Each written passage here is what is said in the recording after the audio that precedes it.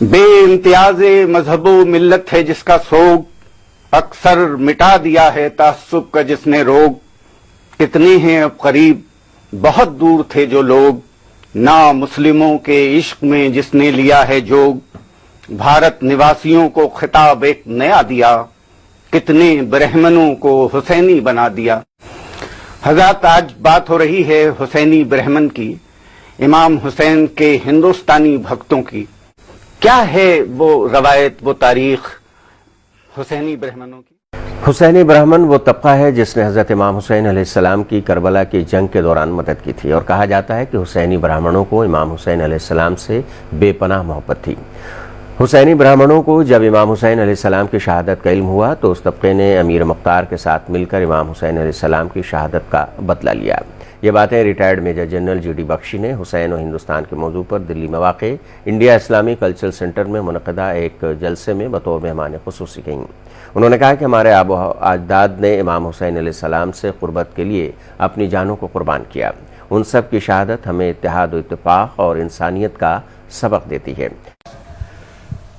हाज़रीन, सबसे पहले मैं आप सबका तहे दिल से शुक्रगुजार हूँ, अपनी तरफ से, अपनी बिरादरी के मुयाल भाइयों की तरफ से।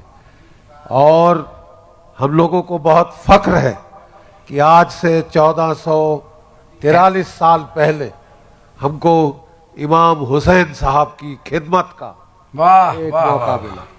एक मौका हमको मिला, और जिससे आज तक हमारी नस्लों को जो भी कुछ अच्छा हुआ है, मैं समझता हूँ वो जो असीस हमको वहाँ से मिली करबला के मैदान से, मैदान जंग से, वो आज तक हमको कायम रखी है।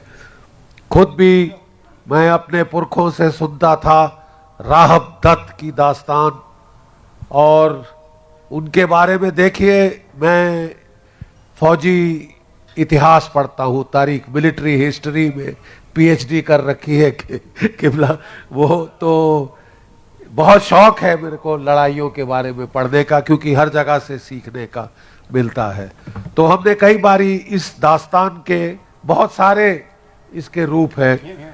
एक कहानी ये है कि साहब, जब सिकंदर ने 325 बीसी में भारत के ऊपर हमला किया था, तब डट के लड़ाई पोरस की हुई थी, और वहां पहले हाथी उसने देखे तो वो तिलमिला गया, हिल गए यमन सोल्जर, ग्रीक सोल्जर जो थे। और इतनी जबरदस्त लड़ाई के बाद उन्होंने आगे जाने से हिंदुस्तान में मना कर दिया, और वो कहते हैं विद्रोह हो गया था उसके कैंप में। तब उन्होंने सुलह कर ली थी पोरस, वो भी एक मोहियाल था। जो पोरस है जिसको बोलते हैं, जो सिकंदर से लड़ा, वो भी एक मोहियाल राजा था। तो उन्होंने उससे वो संधि कर ली थी, और वो फिर भारत को निकलने के लिए सिंधु नदी के रास्ते गया, क्योंकि वो रास्ता पकड़ के वापस ग्रीस जाना चाहता था। रास्ते में महिवाल, पाकिस्तान के अंदर महिवाल एक जगह और है, वहां भी मोहियाल थे, और बड़ा भीषण युद्ध, उसकी जिंदगी का सबसे भीषण युद्ध कहते हैं वहां पे हुआ।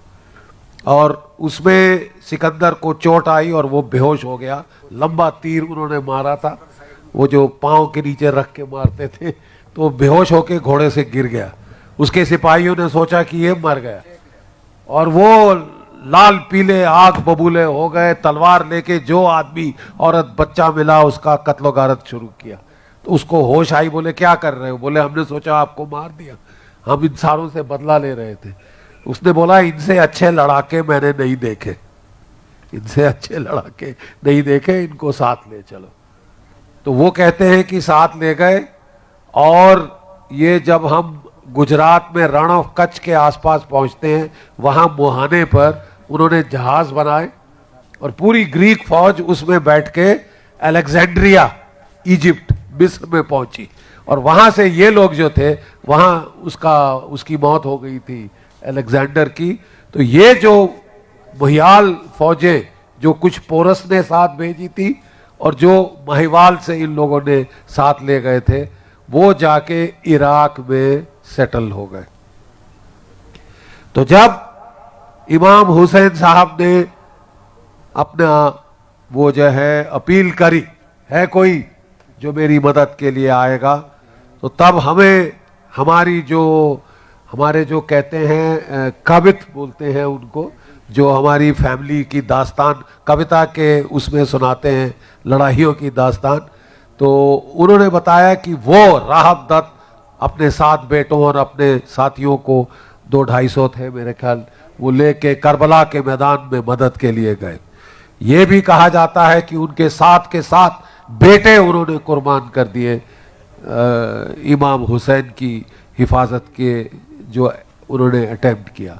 बचा तो नहीं पाए, लेकिन ये कहा जाता है कि याजिद के सिपाहियों से उन्होंने शिया फौजों के साथ मिलकर बदला लिया उनके जो कत्ल का।